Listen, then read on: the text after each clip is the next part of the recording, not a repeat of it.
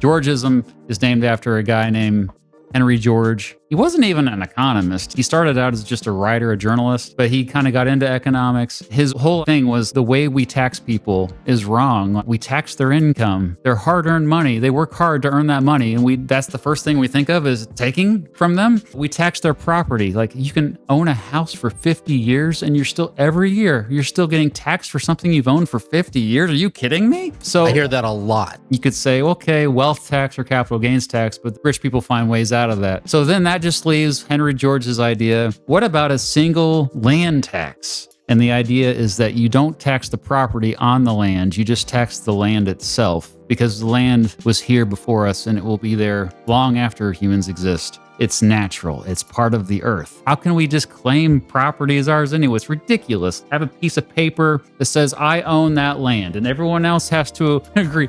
It's kind of absurd the more you think about it. But anyway, That's the system we have. The quickest way to wealth is acquiring assets, property. Okay, you're incentivized to improve that land if you develop it, if you build a business on it and you hire people to work at that business. But if you don't do anything with that land, like our current system, you're incentivized actually to not do anything with it. Giant vacant lots owned by giant companies who have no incentive to develop that land because they're paying hardly any property taxes. Mm-hmm. So if you develop that land, that means you're going to have to pay a lot more in taxes. So a land tax just means if you're just hoarding all this land, you actually are going to be more liable to pay more taxes. And then therefore it switches the incentive and makes it so that, oh, maybe I should develop it. And then if you develop it, you're still paying the same amount of taxes because you're only paying taxes on the land itself.